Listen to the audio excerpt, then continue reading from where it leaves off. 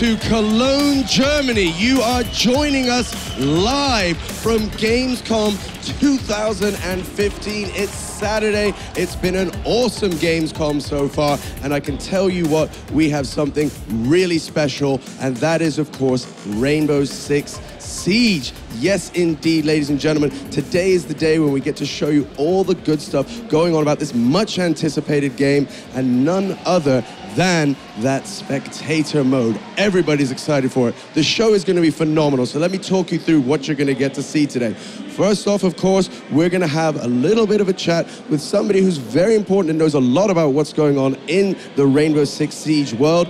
Then we're going to go into our first match of the day. We've scoured the world for the players that are going to show you how cool it is indeed. Then we're going to do a Q&A. As if that wasn't enough, we're going to do the second match. Then we're going to do a Q&A where you, yes, you get to ask the questions. So you can reach out to us using the hashtag Rainbow6, and we will have your questions here. We want to hear from you. Reach out on Twitter, tell us what you think, and after those questions, we will do our final. It's gonna be awesome. It's a full house here at Gamescom. They've been queuing up all afternoon, and of course, we thank you all for tuning in via Twitch from all over the world, wherever you are. So hello. Let's get things underway, which means I have the pleasure of inviting to the stage none other. So please put your hands together for Genevieve Forget.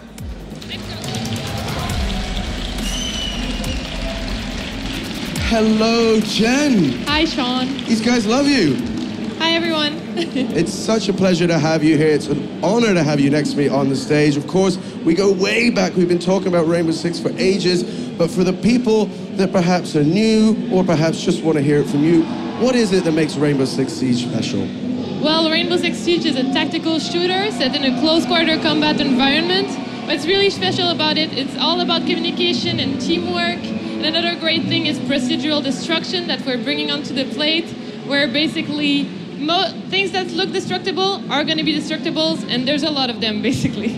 Destructible is always cool and adds so many dynamics to a game like this. Now, I know that the game isn't like, you know, a lot of the FPSs out there where it's kind of, you know, run and gun, just go for broke and hope for the best. How do you guys approach that? Well, for us, it's not the way we went. We went with one life, which means every choice matters. You have to think before you act, and if you die, man, you're dead. So all that's left to do is communicate with your team and hope that they can pull through for you. I love it. I love that tactical approach. It's so much closer to what it would be like in a real-life situation. Now, one of the things that everybody is so jazzed about is that spectator cam. It's been asked for I'm sure you get a lot of questions about it. Can you tell us a little bit about it? Yeah, well, we just announced our spectator cam, which we're going to be showing today at last. Yes, it's been coming for a while now.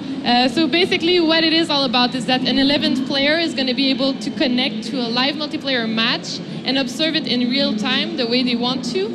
Of course, we have the standard FPS view, which is first person. You switch from player to player. You live the experience through their eyes. You see their skill level. It's all about immersion. But what we're bringing to the table that's different is basically because we're a tactical shooter, we thought it would be better to have a little bit more of a global approach. So we went for a top-down view called the tactical view, which we're really excited about sharing today.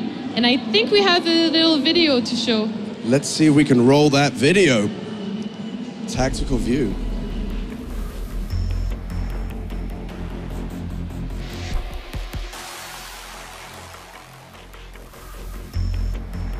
Hi, I'm Chris Hendry, and I'm a level artist on Rainbow Six Siege. Because Siege is a tactical game, you can pick up a lot of good strategies by watching other players. This tool will help players learn the maps and strategies much quicker. We developed this spectator cam so we could log in as an observer and see how real players take on a match. With the first-person view, you can jump into any of the operators and learn about them by seeing exactly what the player sees.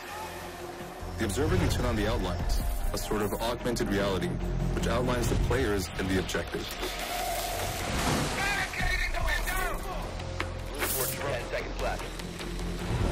It's color-coded so we can tell which operators belong to which team and clearly identifies the objective. At any time, we can switch over to the other team's POV. This includes access to the attacker's drone feed and the defender's security cameras, giving us complete visibility to both teams during the match. When we select an operator, their player panel will appear on the side of the screen. While we are following Jack, who is playing as Thermite, we can track his weapons, munition reserves, and health. We can also use a tactical view, which is our main innovation for the spectator cam. We can stay close to the action or check out the entire map. This gives us a 360-degree view of the area and lets us locate operators anywhere on the map, even through walls and floors. Ready to breach.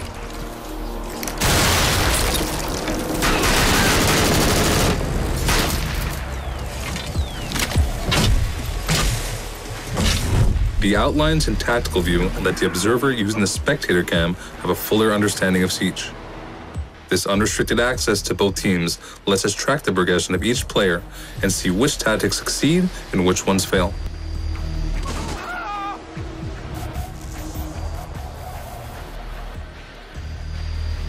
This helps us improve our personal skills to mount a more successful Siege by following real players and learning from them.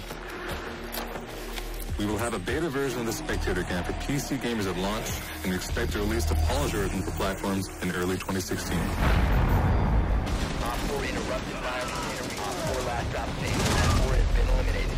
I'm Chris Hendry, and thank you for checking out the Rainbow Six Siege Spectator Cam.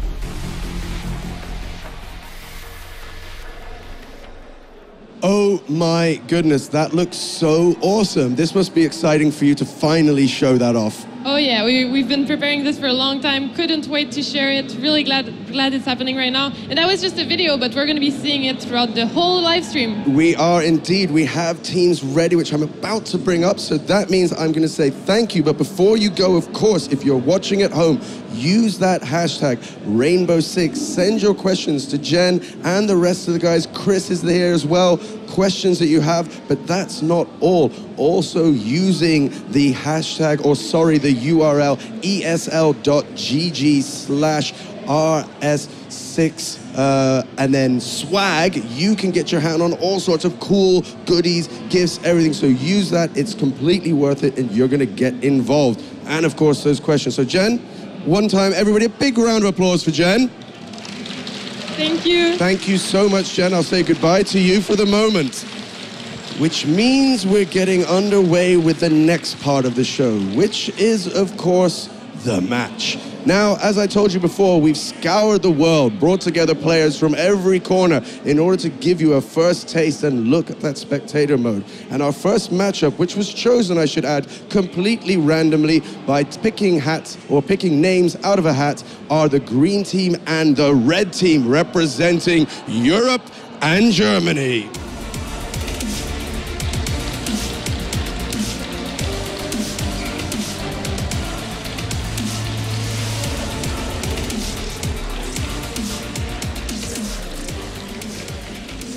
089, good sir, how are you doing today? I'm fine, thank you, man. Thank you so much for coming here. How are you enjoying Gamescom? Very, very much. I think it's very full, but still exciting, so we're fine. Now, as we said, the teams were made to show off the spectator mode, and you are representing the best of Europe. How does that feel for you? Obviously good. I mean, the German team is not that good as us, so we have not to worry. Wow, serious words over here for the German team. Arian, how does that make you feel, hearing those kind of fighting words? Well, excited. I hear impressive talking. Now I want to see impressive plays too. Impressive plays have been demanded. How are you enjoying Gamescom, sir? It's crazy. It's amazing. So many games, so many people. It's a cool experience to be here. Well, we absolutely love having you, and I know these guys do, so please put your hands together for the green team and the red team. Gentlemen, please take your seats. Well, we've met the teams, we've heard a little bit of trash talking, that's always good for a Saturday afternoon. Now it's time to head over to two men who definitely can, the boys with all the info. So, I say, over to you. Thanks very much, Sean. Yeah, I am Alex Machine Richardson, and I'm joined by the brain I'm going to be picking for the next few games. It's Chris Hendry, who is a senior level artist over at Ubisoft. And you've been with the game since its beginning, Chris. So, I mean, it must be really good to see your little child grown up and almost ready for release. Yeah, we're almost there. We're releasing soon, and it's about time. I cannot wait. We have something really cool to show you. As Jen mentioned earlier, we have the spectator cam, and it's absolutely unbelievable. Yeah, it's something that, I mean, we haven't seen too much of. I was asking you just off air, I was saying, you know, how much has the public been allowed to see? And you said kind of E3 was what we saw, but it wasn't PvP. This is what we're about to kind of debut. Yes, exactly. We had the opportunity to show it a little bit in the business booth. There is some footage already out on YouTube, but I think the majority of the people here at Gamescom have not seen it yet. So yeah, it's going to be extremely exciting. Yeah, and I'm also, of course, need to talk a little bit about the teams. The fact that we have the top of the cream of the crop of Europe going up against Germany, it's kind of exciting as well to see that unfold, as well as the YouTube stars. What they're going to be playing, though, as we talked about before, is Hereford Base. This is one of the many maps in Rainbow Six, and we're going to be seeing this one play out. And something that intrigues me, you can see it coming up on the screens now, it's a very kind of vertical map. It's based on floors, and I mean, what was the thought going into that one? One of our main mechanics is a repel feature. So as long as you come up close to a building, you get a prompt to repel up the side of the map. This is prevalent in most of our maps, so you'll see a lot of the maps have this sort of verticality to them. And I mean, you talk about unique mechanics. Something that already stood out to me is there's a whole lot of gadgets, gizmos going on around the gameplay. And what kind of stands out to you as something that you don't see every day in terms of gadgetry? For me, it's the replay value. A lot of these maps that you have are very static, right? You don't have environments that really breathe.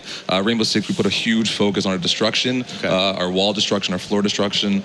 We have trap doors where you can actually come through one floor to another. So it's really kind of cool to show that off. You don't see it in any games right now, and Rainbow Six does it very well. I mean, you can even see it on their shirts. That logo suggests you're probably going to be breaking a fair few walls down as well. And I mean, one of the main things that I saw a whole lot of in the small time I got to see this played out was there's a whole lot of breach. Like, there's a lot of kind of setting up. There's a slow round timer. So, I mean, you're looking at about, what is it, 3 minutes? About, yes. Yeah, so you basically have 3 minutes per round, and people kind of immediately see that and think, okay, we're going to have slow gameplay. But, I mean, it's quite the opposite. You have this build-up. It's the calm before the storm. That's it. And, I mean, what's the game mode that they're going to be playing these 3 minute round times in? So this is our secure area game mode, secure area, and it's similar to a King of the Hill style. You have to stay on the point. There's a timer. It'll time up or time down. If the other team is on the point, it'll stay static, so you need to hold the objective. You cannot leave it. You cannot just wander around the map. You need to stay close to it and be there with your team. So when you're defending a point like this, I always kind of have a little bit of intrigue with this one, is in terms of competitive balancing. Whenever you have this point thing where basically there's cover, you have to defend a point, surely you anticipate there to be a degree of kind of favor for the defenders. I think a lot of games actually have this sort of mechanic where the defenders are favored slightly over the attackers, and I think it's actually a good thing. I mean, you make the attackers think a little bit more. They have to take their time, and as you can see here on the screen, we have what we call our operator system, and this is what kind of turns the tables here. The attackers, defenders, they have their own gadgets. Yeah, sure. And I mean, you have about 20 of them, so let's not kind of throw information at everybody at home. Instead, though, we can point out a few I did catch there. I think I saw one which I've seen an awful lot of, thermite, something that I feel like we're going to be seeing an awful lot of them. We'll actually come back to that because this is going to be our first glimpse, our first taste of Spectator Cam. And we see that 30-second countdown going on. This isn't the start of the round. What's going on here, Chris? Yeah, so we have 30 seconds. We call it the preparation phase. And what the purpose is, the defenders have to set up their traps, their defenses. We have 2 reinforcement walls per character, and they're allowed to barricade windows and door frames. Those are unlimited. And the whole idea here is to just kind of set up a fortress around the objective. Yeah, and another interesting kind of thing on the other side of the coin for the attackers is this drone. You can see one there. It was actually Lucarian who was casting his eyes towards the players setting up their defenses, and it's kind of cool. So it's like a little bit almost like tower defense in that regard, because you're creating like a unique environment for your team to hold. You can see the reinforced walls going down there. On the other side of things, the attacking side, they've basically attempted to scout out. I didn't catch a glimpse. Did they actually find the objective there? Yeah, so Lucarian had his drone in one of our little vents there, and he got an eye on the objective. He also saw that all the defenders were there, so they're pretty confident that they know where the objective is. Intriguing. And I mean, we'll come back to the operators again. But first, you have to see. 3 minutes and 30 still on the clock, and it's going to come down to, it's kind of, is it a battle for intel? I mean, they know where the objective is, but surely you have to clear the floors before you start just bomb rushing the objective. That's it. I mean, what we've seen a lot so far is these guys have usually had a lot of the people downstairs close to the objective, and they have one guy roaming. So you can see here now they're staying on the top floor. They want to make sure nobody is around. They already do, I believe they do know the objective is on the bottom floor, so they're just going to start clearing the rest of the building out. And this is very kind of reminiscent of that tactical style you see, you see in the movies, like checking the rooms cleared, process of elimination. And I mean, let's talk about class for a second. You see Ash here, held by the Germans. It's actually Valther. I'm going to attempt to pronounce his name correctly. It's actually the hardest name so far on the list. But I mean, talk to me about Ash. So Ash has what we call a rocket-propelled breach charge, essentially. So it's non-lethal. You can tear down a wall from the distance. I believe you have 2 shots. So she's very good to stay away and take down a wall and be safe. She doesn't need to get in there and put a breach charge on the wall. Oh, is that our first frag? We did actually just see one of the attackers go down. And I can't imagine that's going to be a good feeling. When you're on the attacking side, you need numbers, especially in a game mode like this. You really want to have all 5 when you go for your execute. And actually, that's another kind of mechanic we're going to be seeing, or rather a gadget, would you describe it as, the chains? Yeah, the barbed wire there on the ground is very useful, and they put it in a really good spot. At the bottom of the stairs, he comes down, he's exposed, and you have to melee it. Wow, what a connection with the pistol, just destroying him. And I mean, I always kind of write pistols off somewhat, even with that shield. I mean, like, how much damage can you really do? He proves us wrong, and actually it's a bit of a flurry of frags. 3 for 4. Defenders do still have 3 players remaining, but I mean, losing 2 players this early without any real progress towards the objective, that's going to be very nice equalizer from the attackers.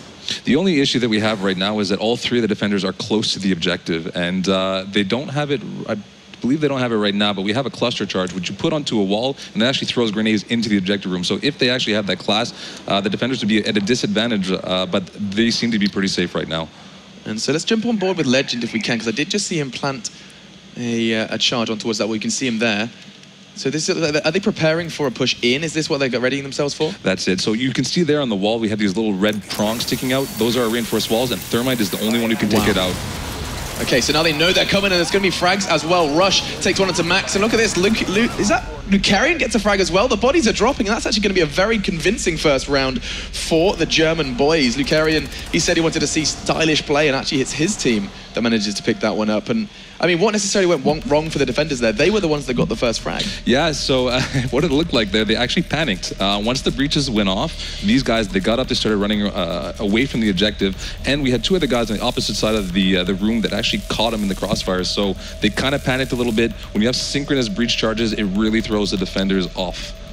And so with the first round complete, you obviously do you have an opportunity to completely customize your operator going into round 2? I can see things changing. Yeah, so you pick your operator each round, and you can change things like your primary, secondary, and your secondary gadget. The main gadget is always unique to the operators. That you cannot change, but all the secondary weapons and whatnot you can. So you already kind of highlighted that you can't have the same operator on attack and defense. It's completely different pool to pull from. And it looks like we're going to be going into our second round. We talked a little bit about Thermite. He was, of course, an attacking operator. Can you give me a little bit of information on a defender? Let's go for Castle, because we talked about that reinforced barricade. Okay, so Castle has it's similar to a standard barricade, which everybody has, but it is stronger. So typically, when you come up to a regular barricade, you can melee it. Yes, this is the standard barricade. It takes shots very easily, and it breaks very easily. The Castle barricade, however, is much stronger, and it takes a breach charge or a lot of melees to tear down. Yeah, this is actually something I'm interested about. You did just see the barricade go down, then they threw the barbed wire on top of that. I mean, does sound play a big factor in this one? Because I assume breaking down a barricade and meleeing some barbed wire isn't going to be a quiet procedure. No, they're playing this very well right now. You saw them put the barricade again, like you said, just in front of the door. So once you hear them meleeing, you hear the wood drop. They have to come in, and they know that they're going to be there. And if the attackers are smart, they will not come in this room with this barbed wire once they tear down the door. As we're seeing a prime example of the levels in play. It's actually going to be DND who's considering on that rappel.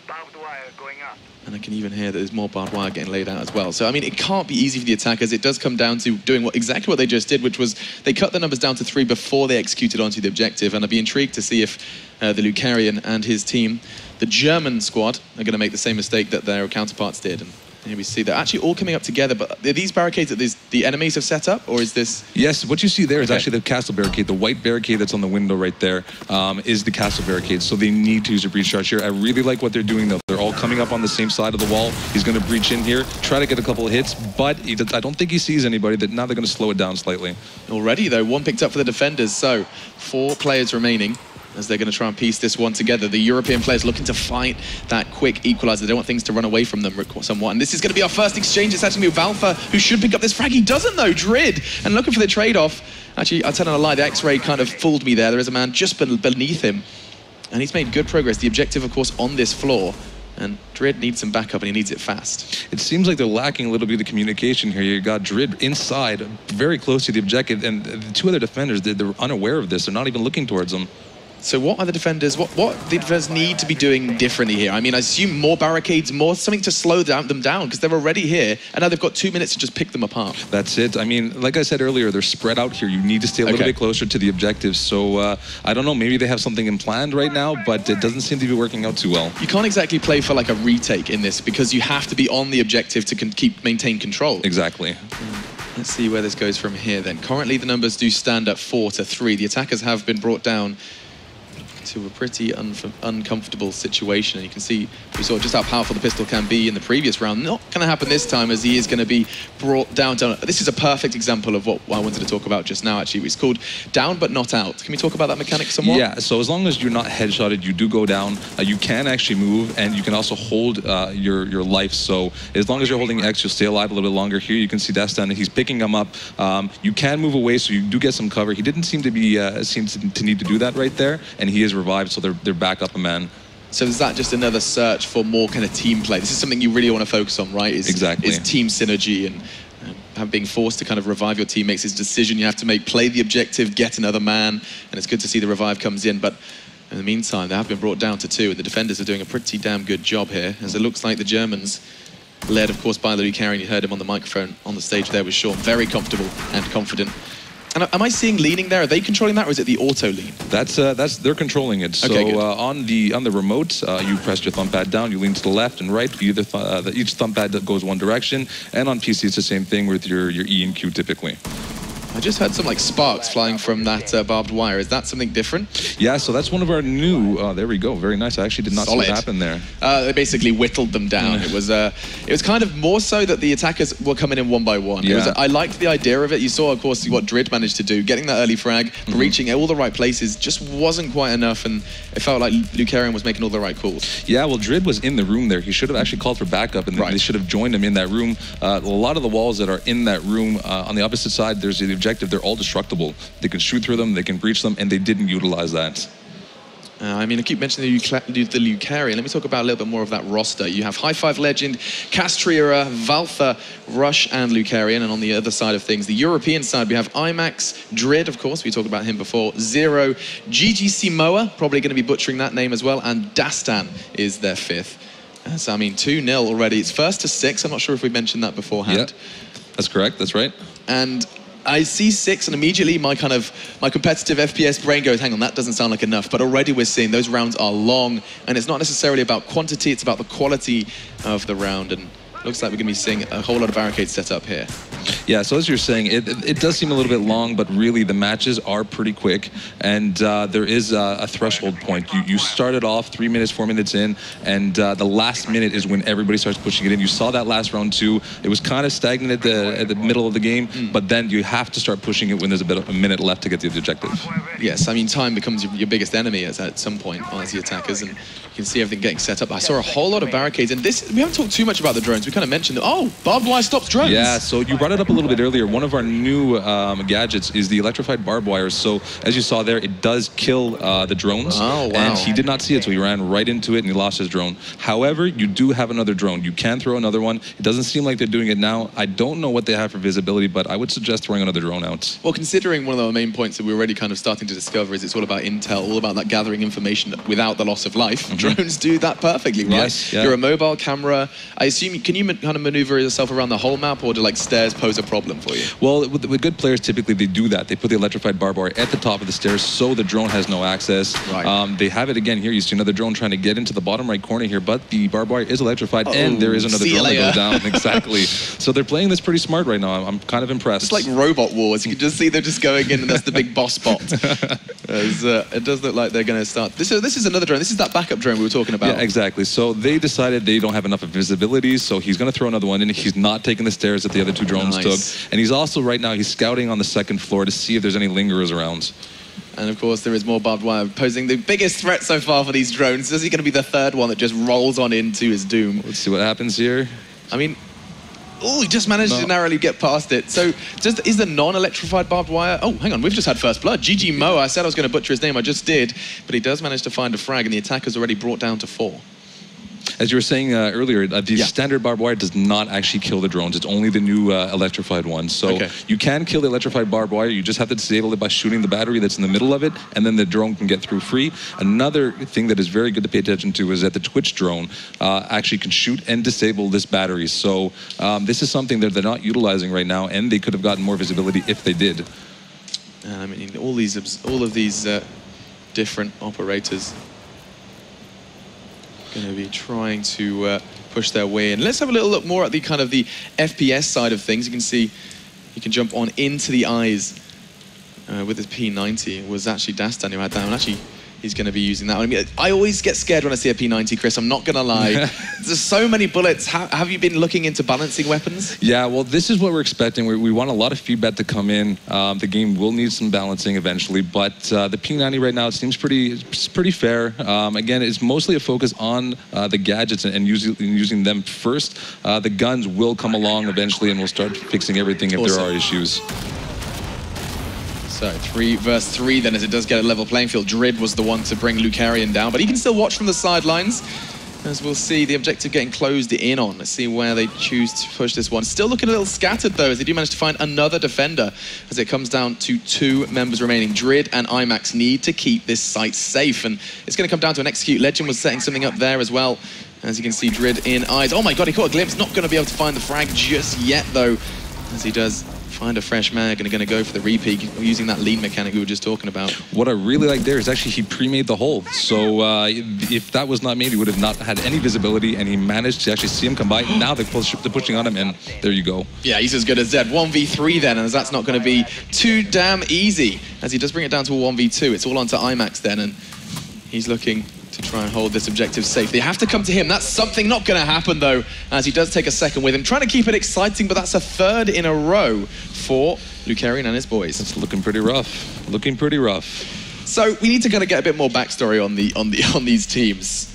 We've already talked to, so we heard on stage that there are players that they've come from the closed alpha. Is that correct? That's right. So they've all had a degree of experience. Is there anyone that's got more so than others? Yeah, so Lucarian came to Ubisoft Montreal a couple of weeks ago, and he actually had the opportunity to test the build, see some of the things that we're not showing here. So he has a bit more experience, and he's familiar with the game. The same thing with David Parks, who is on one of the other teams. They know the game a little bit more than some of the other people here. And again, just to stir a little bit of controversy, we do have certain players playing with the controller and certain playing with mouse and keyboard.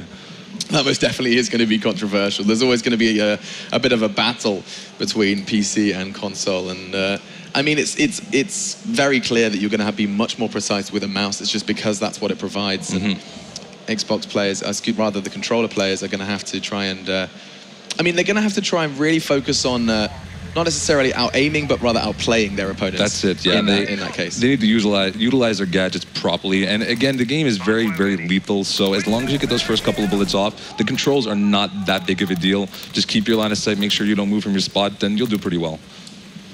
Yeah, and with 20 seconds left on that setup period, we can just see the drone starting to gather intel. Like, you can park them up as well, so you can kind of leave them somewhere, come back to them, and gather information that way.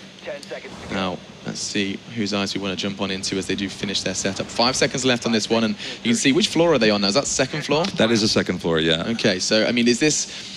Have you already found in your playtest that there are some floors that are more difficult to hold than others? Yeah, well, the basement is always one of the the safest to hold. You cannot rappel up to the windows. I mean, you have to go down, and you can pretty much hold the whole basement floor easily.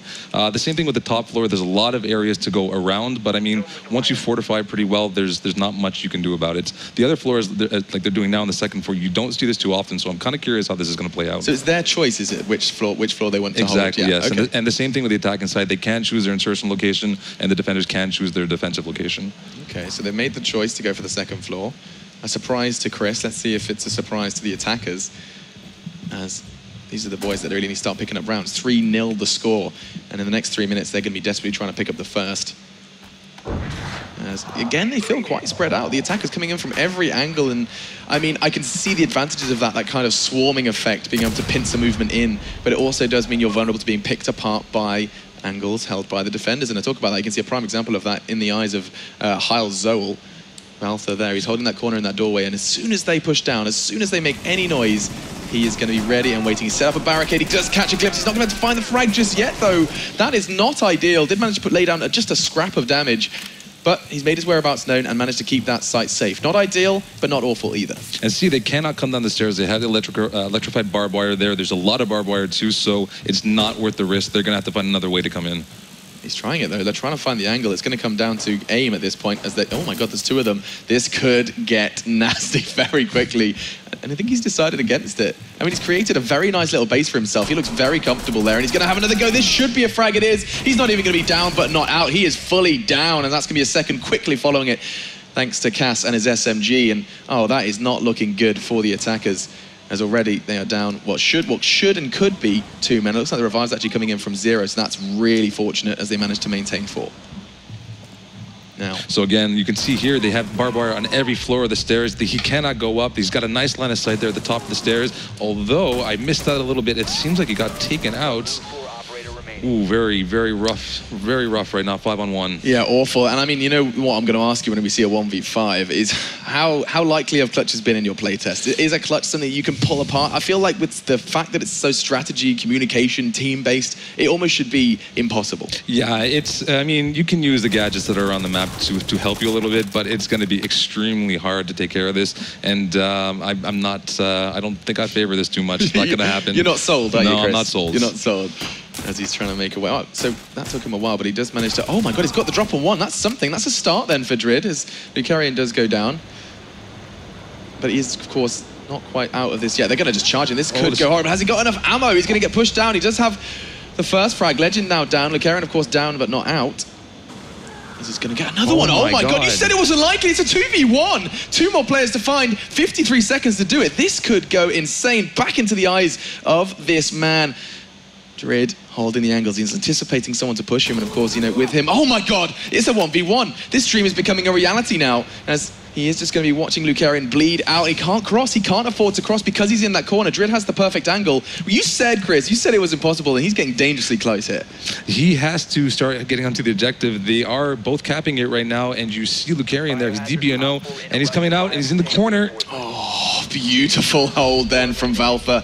It was looking so damn good for him. He made a real dent in that one, and that's going to be a motivator. Not quite enough, though, to pick up the win, but I mean, you said... I almost ate my words there. Yeah, I was worried. I was really worried. We'd just gone and said it's not going to happen, and he was about to show us up. But just in the end of things, fortunately, those last 2, Valther managing to keep things together for his team, and that's going to put 4 then on the board, and that should, you see headphones off, they're going to be the victors in this one. Not too shabby, not too shabby. I really like the plays from Drid there. You can see he's doing very, very well. I think Lucarian still stands a little bit has a little bit of an advantage, but not too bad. It's kind of cool. The barbed wire use was amazing. I mean, everywhere. Yeah. So how many barbed wires does every player have? Because that felt like a lot. I believe it's 2. Okay. Yeah. And that, I mean, it doesn't change for the enhanced barbed wire either. No. And the thing is, too, with I believe it's the Bandit class, you can actually not take the barbed wire itself and just the battery and rely on your teammates to drop the barbed wire, and then you put the battery in their barbed wire. Oh, so you can electrocute someone else's barbed wire. Exactly, yeah. And you can prefer to take another gadget if you please. I'm intrigued. I mean, there's so many gadgets. Is it something that you were looking into more, just kind of giving everyone a feel of uniqueness? They kind of customize everything like that? Yeah, I mean, I think we're kind of aiming for a little bit of a meta here, and the gadgets are really going to start doing that. That's actually a really good point you made. That word meta, I think that should be our next discussion, because when you're looking at a game as fresh as this, I mean, bearing in mind this is like not even necessarily a first look, but pretty damn close to it. You're not going to be seeing too much of a meta game. You said already, Lucarian, he's been at your studios for a week.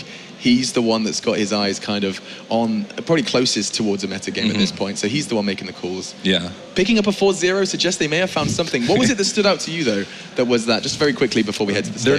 Their defenses were solid. I mean, they didn't really have to do much work, much labor. They had their defenses down, and that's really what won them the game. Awesome. Well, we're talking about Lucarian. Let's hear what he had to say as he's on stage with Sean.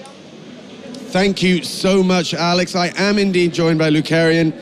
That kind of went to plan. How did that feel for you, sir? Very good. Now, how much, short answer, but the right one. How much of that was the strategy that you guys had going into this? Well, we had a lot of practice today before the match, and we kind of decided to take it very slowly this time and be very precise, you know, plan every move, and that kind of worked out really well, and also relay all the information between everyone before we go into action. Like, everyone knew what the other one was doing, so that was really helping. Now, going into that, of course, we had this kind of, you know, the best of Europe team versus the local guys, German team. There you go. They're here. They're supporting you. How much do you think that played in? Did you at all think, hey, these guys, a bit of trash talking before, we have something to prove? Yeah, I think that worked. That helped, of course. Then again, I mean, we can talk German. That helps a lot, I think, too, because communication is very important in this game, so it helps, yeah. Now, obviously, you're watching it through the way that the game is meant to be played, first person, getting in there. But now you'll actually be able to go back and watch it and see kind of things in that, you know, that spectator mode. Is that something you'll do, you know, after matches like this, go back, see what they were doing, what their actions were when you were making actions? Absolutely. I mean, we talk about every match afterwards. We did before, and we will now. And I'm so looking forward to seeing the top-down view and all that stuff, you know, really seeing all the other team too, how we reacted to the movement, stuff like that. Really looking forward to it. Now, our next matchup will be the veterans of Rainbow Six versus the streamers. Either of those two that you think a dark horse, somebody you want to avoid or might want to see? Well, I'm hoping for the veterans because we still have a match open from the Montreal live stream. So. And I think they're very good. They focus a lot on this match, and I'm hoping to see them in the finals. Well, I have to say, you played phenomenally. You really did a great job. Was there a defining moment for you and the team in this match? Well, to be honest, yes. Already in the first round. If you win in an attack round, it's huge. Because defending is a lot better plannable. It's more easier, more controlled. In attack mode, you have to be, you know, you have to change your plan, like on the fly. You have to time pressure, you have to take the objective and stuff like that. So when we won the first attack round, that was already like, yeah, we can do this now. Let's focus. Well, awesome. Congratulations. One more time, a round of applause for the green team, the German team. Now, as I said in the build-up, of course, we will be going into a little bit of a chat about Spectator Cam, and that will be taken by none other than, of course, Alex and Chris. Over to you guys.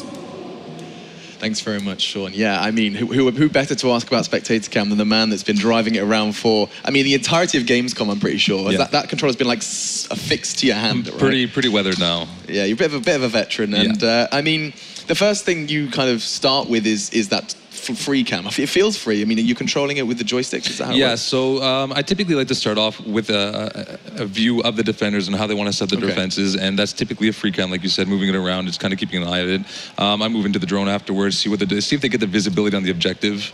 The first question I'm going to ask with free cam, because it's something that I've encountered problems with in the past, is can I go through all environments? Like, is it one of those ones that you can just fly through environments? Yes, exactly. You saw there, I was able to go through the levels of the map too. So with the D-pad, actually, you can go down and up a story and really get through the whole map, no problem. Awesome, and I mean, you know, the second standout feature to me was X-ray, right? Yes. I mean, that was something that you looked for from the beginning, is that right? Yes, exactly. I mean, it's kind of essential.